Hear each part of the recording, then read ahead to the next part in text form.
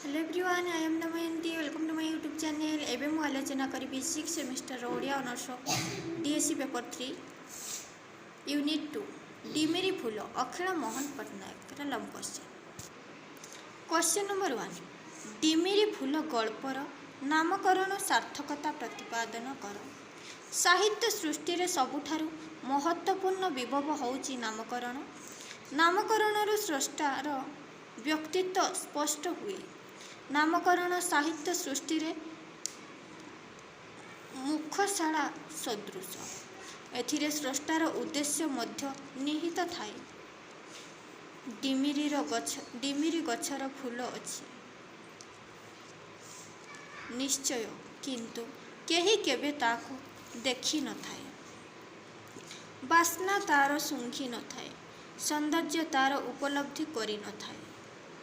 सेहीपरि अखिल मोहन बाबूंकर गल्पर मंजू भद्र महिलांक दृष्टि रे ठीक डिमेरी फूलटीए परी।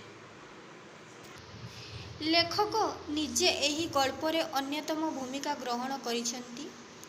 अलाहाबाद विश्वविद्यालय रे से स्नातकोत्तर श्रेणीर छात्र।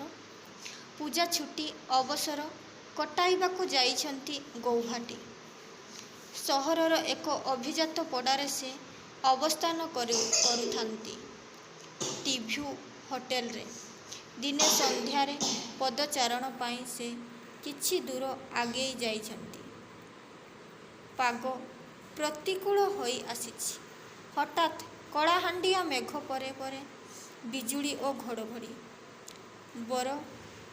बरकड़िया टपार वर्षा। परिस्थिति एपरी हेला जे लेखक पादे भी आगे पारिले नहीं। रास्ता पाखरे गोटिए घरे बाध्य होई प्रवेश कले। घरटीर बारंडारू जना पड़ुथिला अंते बा सीमांते एकांत अभिजात संपन्न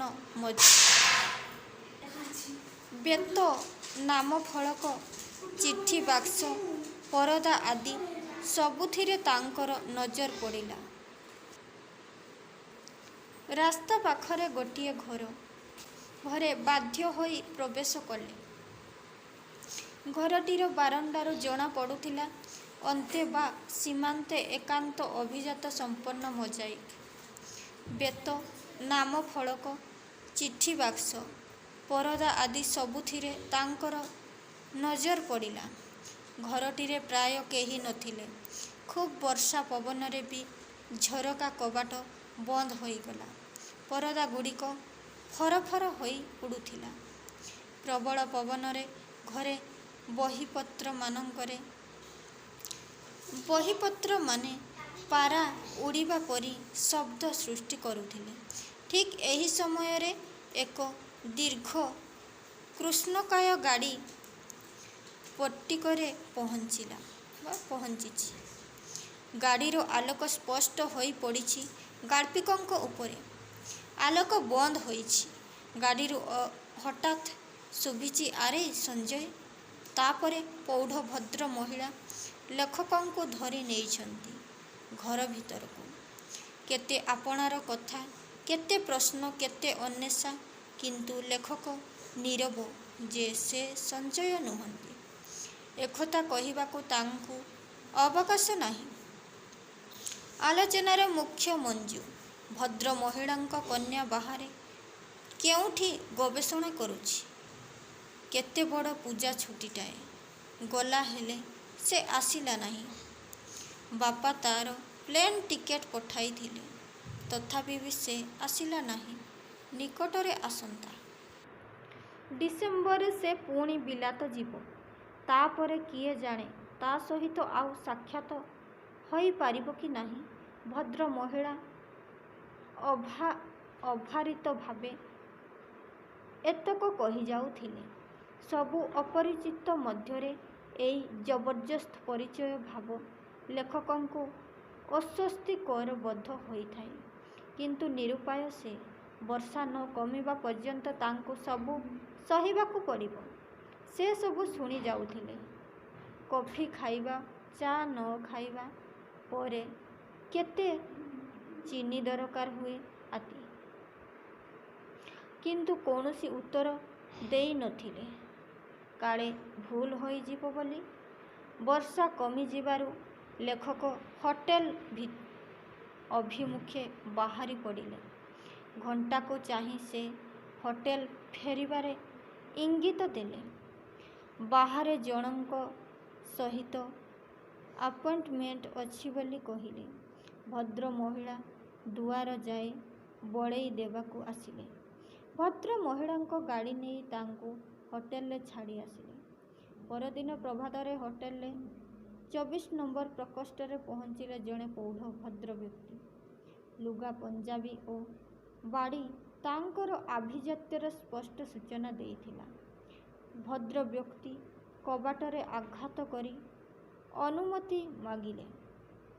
ଘର ଭିତରକୁ ଆସି ସେ ଚଷମାର ମୋଟା ଲେନ୍ସକୁ ପରିଷ୍କାର କରି ଲେଖକଙ୍କୁ ଭଲ କରି ଦେଖିନେଲେ। ତାପରେ ଘରକୁ ଯାଇଥିଲେ। ଯେଉଁ ଭଦ୍ରମହିଳା ସହିତ ତାଙ୍କର ଆଳାପ ଆଲୋଚନା ହୋଇଥିଲା ସେ ତାଙ୍କ ସ୍ତ୍ରୀ। ଯାହା ବିଷୟରେ କହୁଥିଲେ ସେ ମଞ୍ଜୁ, ତାଙ୍କର ଝିଅ। ସଞ୍ଜୟଙ୍କ ସହିତ ତାଙ୍କର ବିବାହ ପ୍ରସ୍ତାବ ସ୍ଥିର ହୋଇଥିଲା। କିନ୍ତୁ ବିଧିର ବିଡ଼ମ୍ବନାରୁ ତାହା ହୋଇପାରିଲା ନାହିଁ। ତାଙ୍କ ସ୍ତ୍ରୀଙ୍କର ସମ୍ପୂର୍ଣ୍ଣ ବିଶ୍ୱାସ ଯେ ଲେଖକ ହେଉଛନ୍ତି ସଞ୍ଜୟ। ତେଣୁ ବାଧ୍ୟ କରି ସେ ସକାଳୁ ତାଙ୍କୁ ପଠାଇଛନ୍ତି ଏଠାକୁ। ଲେଖକ ଆପଣାର ଭୁଲ ପାଇଁ କ୍ଷମା ଭିକ୍ଷା କରୁ କରୁ କହିଲେ ଯେ ଗତକାଲି ରାତ୍ରିରେ ସେ ତାଙ୍କର ପ୍ରକୃତ ପରିଚୟ ଭଦ୍ରମହିଳା ଜଣଙ୍କୁ ଦେବା ପାଇଁ ସୁଯୋଗ ପାଇ ନଥିଲେ ଏବଂ ସେଥିପାଇଁ ସେ ଲଜ୍ଜିତ ମଧ୍ୟ।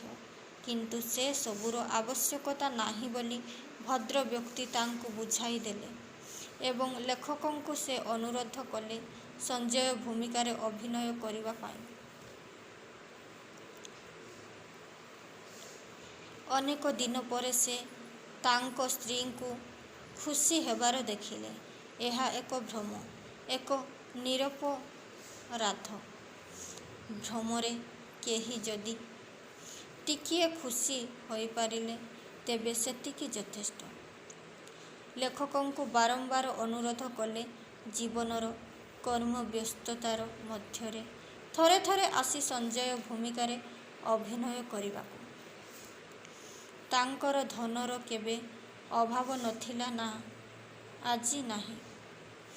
ଯାହାଟା ଅଭାବ ଅଛି ତାକୁ ଲେଖକ ପୂରଣ କରିପାରିବେ। ଭଦ୍ରଲୋକଙ୍କ କଣ୍ଠରେ ଥିଲା କାତରପଣ। ସେ ଯେମିତି ଏକାନ୍ତ ଅସହାୟ ବୋଧ କରୁଥିଲେ।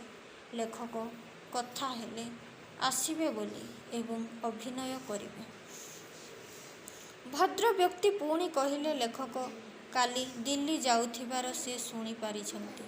ତାଙ୍କ ସ୍ତ୍ରୀ ମଞ୍ଜୁ ପାଖକୁ କିଛି ଜିନିଷ ପଠାଇବେ। ତେଣୁ ଏୟାରପୋର୍ଟରେ ସାକ୍ଷାତ ହେବ। ଏୟାରପୋର୍ଟରେ ଲେଖକ ଅପେକ୍ଷା କରିଥିଲେ ସେହି ରହସ୍ୟମୟୀ ଦମ୍ପତିଙ୍କୁ। ସେମାନେ ଆସି ପହଞ୍ଚି ଯାଇଥିଲେ।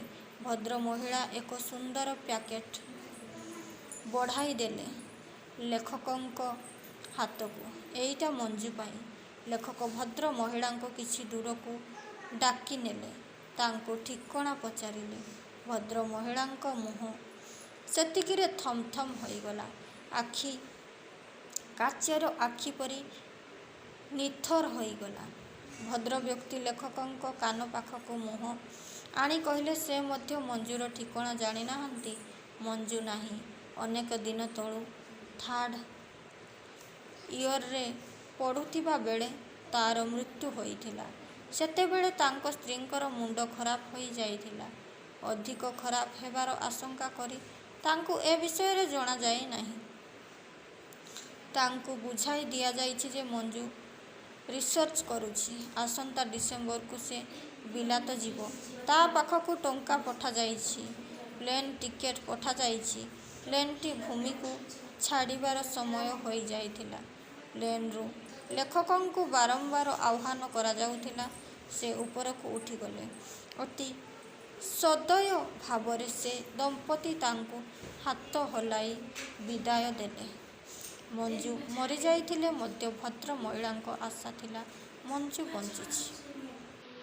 क्वेश्चन नंबर 2 डिमिरी फूल गल्परू भद्र महिला चरित्र चित्रण कर।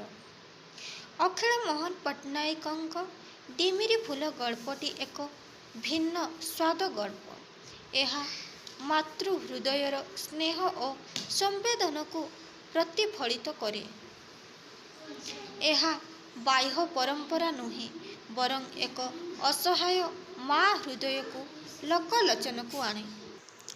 यह कौनसी निष्ठुर सत्य नुहे बरं एक मधुर मिथ्या को प्रतिपादित करे। डिमिरी फूल गल्परे भद्र महिला चरित्र एक संवेदनशील चरित्र। समग्र कहानीर से एक असहाय केंद्रीय चरित्र। समस्त प्रतिष्ठा प्रतिपत्ति ऐश्वर्य प्राचुर्य भितर भी मनीषटीए जे केते असहाय तार एक उज्जवल उदाहरण हेउचंती डिमिरी फूल गल्पर उक्त भद्र महिला। एक वर्षण मुखर संध्यारे निज घरर फाटकरे तांकर देखा हुए लेखकंक सहित। लेखकंकु से संजय बोली भाबी नियंती। संजयंक सहित तांकर चेहरार गभीर सामंजस्य थिबा हेतु संजय तांकर भाबी जामाता। कन्या मंजूर प्रेमिक। मंजू सह तांकर विवाह स्थिर होइथिला किंतु विवाह होई पारि नाही। एभली किछि वर्ष परे तांको देखा होई सारिछि। सेही वर्षण मुखर संध्यारे लेखक सहित से तांको घर को डाकी नेइछंती। कॉफी पियाइछंती कारण से संजयंकर रुचि विषय रे जानती। तांकर एबे मध्य मने अछि संजय चा पियंती नाही। स्नेहमयी जननी से पुत्र कन्यांकर रुचि और अभिरुचि तो सेमानंकर जीवन। मंजूर प्रेमिक संजय तांकर पुत्र परी से चाहती संजयंकर खुशी किंतु जेमिति से पिलांकर आग्रह और रुचिबोध को श्रद्धा करती से तांकठारु मध्य सेपरी आशा करती।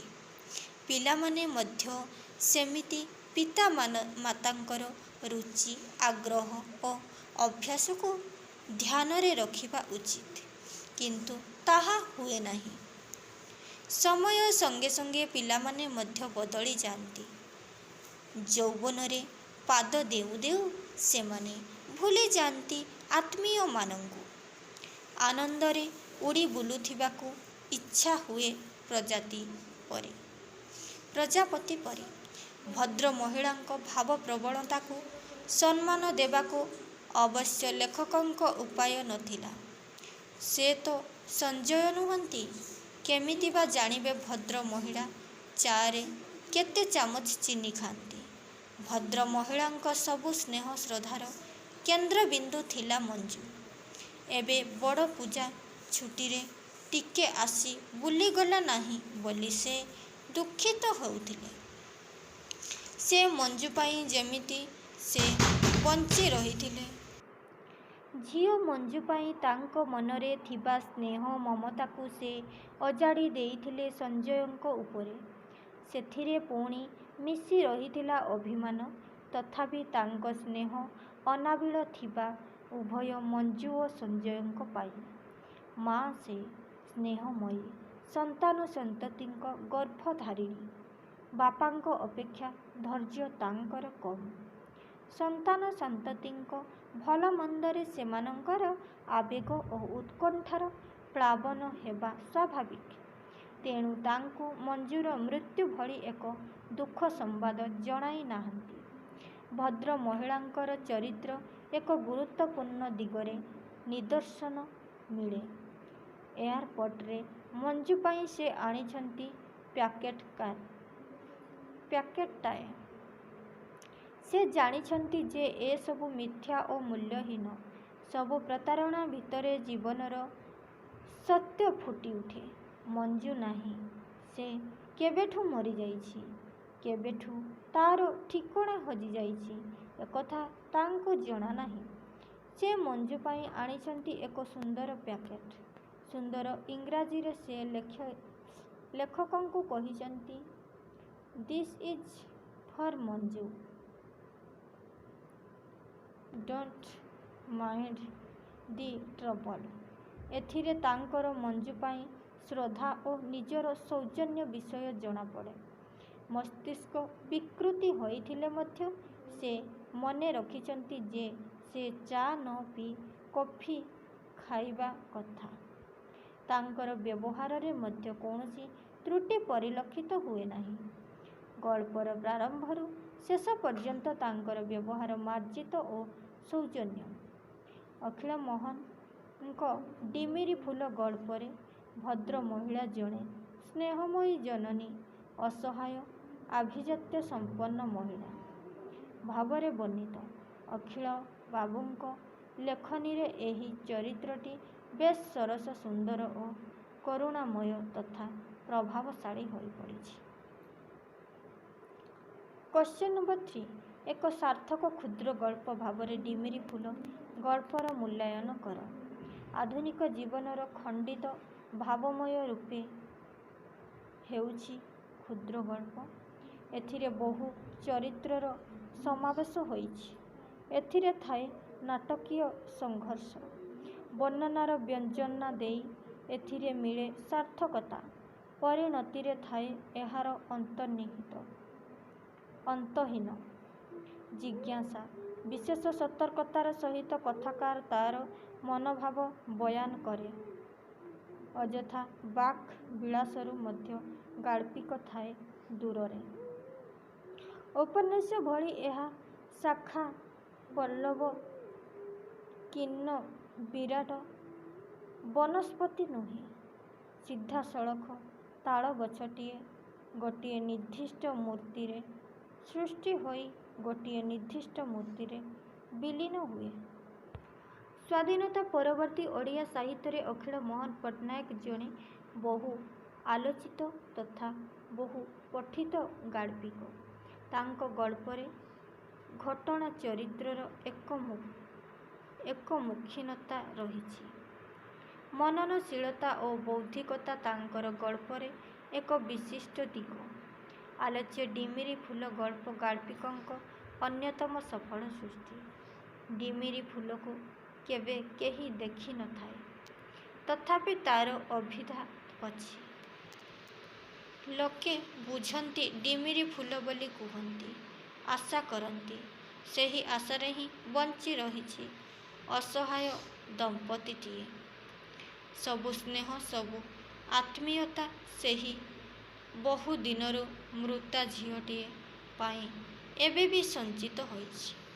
ଆଲୋଚ୍ୟ ଗଳ୍ପ ଡିମିରି ଫୁଲରେ ଗାଳ୍ପିକ ନିଜେ ପ୍ରମୁଖ ଚରିତ୍ରମାନଙ୍କ ମାଧ୍ୟମରେ ଜଣେ ଗାଳ୍ପିକ ଆହ୍ଲାବାଦ ବିଶ୍ୱବିଦ୍ୟାଳୟରେ ପଢ଼ୁଥିବା ବେଳେ ଛୁଟି କାଟିବାକୁ ଯାଇଛନ୍ତି ଗୌହାଟୀ। ସନ୍ଧ୍ୟା ସମୟରେ ରହୁଥିବା ହୋଟେଲର ବାହାରେ ପଦଚାରଣ କରିବାକୁ ଯାଇଥିବା ବେଳେ ଏକ ଆସନ୍ନ ବର୍ଷା ବିପଦରୁ ରକ୍ଷା ପାଇବା ପାଇଁ ସମ୍ପୂର୍ଣ୍ଣ ଅପରିଚିତ ଗୋଟିଏ ଘରେ ଆଶ୍ରୟ ନିଅନ୍ତି। ଘରେ କେହି ନଥାନ୍ତି। କିଛି ସମୟ ପରେ ଆସିଛନ୍ତି ଜଣେ ଭଦ୍ରମହିଳା। ଗାଡ଼ିରୁ ଓହ୍ଲାଇ ଲେଖକଙ୍କୁ ସେ ହଠାତ୍ ସଞ୍ଜୟ ବୋଲି ସମ୍ବୋଧନ କରିଛନ୍ତି। କଫି ମଧ୍ୟ ପିଆଇଛନ୍ତି। କାରଣ ସଞ୍ଜୟ ଚା ପିଅନ୍ତି ନାହିଁ। ପୁଣି ଆରମ୍ଭ କରିଛନ୍ତି ସ୍ନେହ ପ୍ରେମ ଭରା କେତେକ ଗପ। ଗପ ମୁଖ୍ୟ ଭୂମିକା ନେଇଛି ମଞ୍ଜୁ। ଭଦ୍ରମହିଳାଙ୍କ ଝିଅ ବାହାରେ ରହି ଗବେଷଣା କରୁଛି। ଘରୁ ତା' ପାଖକୁ ଟଙ୍କା ପଠାଯାଏ। ପାଖ କଲେଜରେ ପଢ଼ୁଥିବା ବେଳେ ସେ ବାରମ୍ବାର ଘରକୁ ଆସେ। ସଞ୍ଜୟ ବି ଆସନ୍ତି। କିନ୍ତୁ ଦୂରରେ ରହି ରିସର୍ଚ୍ଚ କରିବାରୁ ସେ ଆଉ ଘରକୁ ଆସୁନି। ସଞ୍ଜୟ ବି ଆଉ ଆସୁନାହାନ୍ତି। ଭଦ୍ରମହିଳାଙ୍କ କଥାରେ ଏତେ ଆତ୍ମୀୟତା ଓ ଆନ୍ତରିକତା ଭରି ରହିଥିଲା ଯେ ଲେଖକ ନିଜକୁ ସଞ୍ଜୟ ନୁହନ୍ତି ବୋଲି କହିବାର ସୁଯୋଗ ପାଇଲେ ନାହିଁ ଓ ସେ ନିଜକୁ ଏଥିଲାଗି ମାନସିକ ଭାବେ ପ୍ରସ୍ତୁତି କରିପାରିଲେ ନାହିଁ। ବର୍ଷା ବନ୍ଦ ହେଲା। ସେ ବାହାରି ଆସିଲେ। ଭଦ୍ର ମହିଳା ଜୋର କରି ତାଙ୍କୁ ଗାଡ଼ିରେ ପଠାଇଲେ। ସକାଳୁ ଲେଖକ ରହିବା ହୋଟେଲ ଟ୍ୟୁବ୍ର 24 ନମ୍ବର ରୁମ୍ରେ ପହଞ୍ଚିଗଲେ। ଗତ ସନ୍ଧ୍ୟାରେ ଉକ୍ତ ଭଦ୍ର ମହିଳାଙ୍କ ସ୍ୱାମୀ ଚଷମା ଲେନ୍ସକୁ ଭଲ କରି ସଫା କରି ଲେଖକଙ୍କୁ ଦେଖିଲେ। ସ୍ତ୍ରୀ ତାଙ୍କର ଭୁଲ କରିଛନ୍ତି ବୋଲି ସେ ଜାଣିଥିଲେ ମଧ୍ୟ ନିଜେ ଆଉ ଥରେ ଦେଖି ପରୀକ୍ଷା କରିନେଲେ। ସେ ଜାଣିଛନ୍ତି ତାଙ୍କ ଝିଅ ମଞ୍ଜୁ ଆଉ ଏ ଦୁନିଆରେ ନାହିଁ, କିନ୍ତୁ ଏକଥା ସେ ତାଙ୍କ ସ୍ତ୍ରୀଙ୍କୁ ଜଣାଇ ନାହାନ୍ତି। ସେ ମଧ୍ୟ ଏହା ଜାଣିଛନ୍ତି ଯେ ଲେଖକ ସଞ୍ଜୟ ନୁହନ୍ତି, କିନ୍ତୁ ଏହା ସେ ତାଙ୍କ ସ୍ତ୍ରୀଙ୍କୁ ଜଣାଇ ନାହାନ୍ତି। ଖୁସି ପାଇଁ ସେ ଲେଖକଙ୍କୁ ଅନୁରୋଧ କରିଛନ୍ତି ସଞ୍ଜୟ ଭୂମିକାରେ ଅଭିନୟ କରିବା ପାଇଁ। ତା ପରଦିନ ଏୟାରପୋର୍ଟରେ ଉକ୍ତ ରହସ୍ୟମୟ ଦମ୍ପତିଙ୍କ ସହ ଦେଖାହୁଏ ଲେଖକଙ୍କର। ଲେଖକ ଦିଲ୍ଲୀ ଫେରିଯାଇଛନ୍ତି। ଭଦ୍ରମହିଳା ତାଙ୍କ ଝିଅ ମଞ୍ଜୁ ପାଇଁ ଆଣିଛନ୍ତି ଗୋଟିଏ ପ୍ୟାକେଟ, କିନ୍ତୁ ସେଥିରେ ମଞ୍ଜୁର ଠିକଣା ଲେଖା ନଥାଏ। ଲେଖକ ଭଦ୍ର ବ୍ୟକ୍ତିଙ୍କୁ ଖଣ୍ଡେ ଦୂରକୁ ଡାକିନେଲେ ମଞ୍ଜୁ ଦେବୀଙ୍କ ଠିକଣା ପଚାରିବା ପାଇଁ। ଏହି ପ୍ରଶ୍ନରେ ଭଦ୍ରବ୍ୟକ୍ତି ଗମ୍ଭୀରଭୂତ ସ୍ତମ୍ଭିତ ହୋଇଯାଇଛନ୍ତି। ଆଖି ତାଙ୍କର ପଥର ଆଖି ପରି ହୋଇଯାଇଛି। ଗାଳ୍ପିକ ଶ୍ରୀ ପଟ୍ଟନାୟକ ଅତି ନାଟକୀୟ ଭାବରେ କଥା ଗ୍ରନ୍ଥି ଉନ୍ମୋଚିତ କରିଛନ୍ତି। ସବୁ ମାନସିକ ଦ୍ୱନ୍ଦ୍ୱ ଏକରକମ ସମାଧି ହୋଇଯାଇଛି। ଭଦ୍ରବ୍ୟକ୍ତି ଲେଖକଙ୍କ କାନ ପାଖକୁ ମୁହଁ ଆଣି କହିଛନ୍ତି ମଞ୍ଜୁର ଇତିହାସ। ମଞ୍ଜୁ ଆଉ ନାହିଁ। ଅନେକ ଦିନ ତଳୁ ଥାର୍ଡ଼ ଇଅରେ ପଢ଼ୁଥିବା ବେଳେ ଟ୍ରେନ୍ ଆକ୍ସିଡେଣ୍ଟରେ ତା'ର ମୃତ୍ୟୁ ହୋଇଛି। କିନ୍ତୁ ସେତେବେଳେ ତାଙ୍କ ସ୍ତ୍ରୀଙ୍କର ମସ୍ତିଷ୍କ ବିକୃତି ଘଟିଥିବାରୁ ତାଙ୍କୁ ଏ ଦୁଃଖ ଆକ୍ସିଡେଣ୍ଟର ଖବର ଜଣାଇ ନଥିଲା। ତେଣୁ ସେ ଜାଣନ୍ତି ଯେ ମଞ୍ଜୁ ବଞ୍ଚିଛନ୍ତି। ଏବେ ସେ ରିସର୍ଚ୍ଚ କରୁଛି। ସେ ପୁଣି କିଛି ମାସ ପରେ ବିଲାତ ଯିବ। ଲେଖକ ମଧ୍ୟ ଭଦ୍ରବ୍ୟକ୍ତିଙ୍କଠାରୁ ଅସଲ ରହସ୍ୟ ଜାଣିପାରି ସ୍ତମ୍ଭିତ ହୋଇଛନ୍ତି। ପ୍ଲେନ୍ ଛାଡ଼ିବାର ସମୟ ହୋଇଗଲା। ପ୍ଲେନ୍ରେ ଲେଖକଙ୍କ ଅନୁପସ୍ଥିତି ଯୋଗୁଁ ତାଙ୍କ ନାମ ବାରମ୍ବାର ଘୋଷଣା କରାଯାଉଥିଲା। ଲେଖକ ପ୍ଲେନ୍ ଉପରକୁ ଗଲେ ଓ ଥରେ ତଳକୁ ବୁଲି ଚାହିଁଲେ। ଭୂମି ଉପରେ ଠିଆ ହୋଇ ଏକ ଅସହାୟ ଦମ୍ପତି ତାଙ୍କୁ ହାତ ହଲାଇ ବିଦାୟ ଦେଉଥିଲେ। ଏଇଠି ଗପଟିଏ ପରିସମାପ୍ତି ଘଟିଛି। ଡିମିରି ଫୁଲକୁ କେହି କେବେ ଦେଖି ନାହାନ୍ତି, ତଥାପି ବିଶ୍ୱାସ ଯେ ଡିମିରି ଫୁଲ ଅଛି, ସେ ଅଜ୍ଞାତରେ ଫୁଟେ।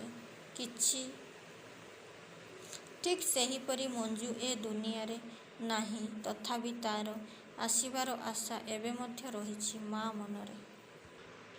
ଗଳ୍ପଟି ଆରମ୍ଭ ହୁଏ ଏକ ବର୍ଷଣ ମୁଖର ସନ୍ଧ୍ୟାରୁ ଓ ଶେଷ ହୁଏ ତା ପରଦିନ ଲେଖକଙ୍କ ବିଦାୟ ସହିତ, କିନ୍ତୁ ଏହା ମନରେ ଏକ ଗଭୀର ପ୍ରଭାବ ପକାଏ। ମଞ୍ଜୁ ପାଇଁ, ଯିଏକି ଗଳ୍ପଟିରେ ଆରମ୍ଭରୁ ଶେଷ ପର୍ଯ୍ୟନ୍ତ ଆଲୋଚନାର ବିଷୟବସ୍ତୁ।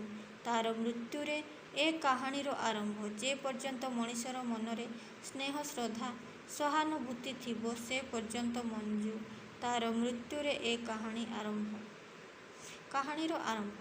ଯେ ପର୍ଯ୍ୟନ୍ତ ମଣିଷ ମନରେ ସ୍ନେହ, ଶ୍ରଦ୍ଧା, ସେ ପର୍ଯ୍ୟନ୍ତ ମଞ୍ଜୁ ବଞ୍ଚି ରହିବ ଏକ ମିଥ୍ୟା ପ୍ରତିଶ୍ରୁତି ଭିତରେ, ଆଶା ଭିତରେ। ଏହା ହିଁ ଡିମିରି ଫୁଲ ଗଳ୍ପର ମହତ୍ତ୍ୱ। ଏସବୁ ଦୃଷ୍ଟିକୋଣ ନେଇ ବିଚାର କଲେ ଅଖିଳ ମୋହନଙ୍କ ଡିମିରି ଫୁଲ ଏକ ସାର୍ଥକ କ୍ଷୁଦ୍ର ଗଳ୍ପ। ଆଜିର ଆଲୋଚନା ଏତିକିରେ ସମାପ୍ତ କରୁଛି। ପରବର୍ତ୍ତୀ ଭିଡ଼ିଓରେ ଅନ୍ୟ ଲଭ୍ କ୍ୱେଶ୍ଚନ୍ ଆଲୋଚନା କରିବି। ନମସ୍କାର।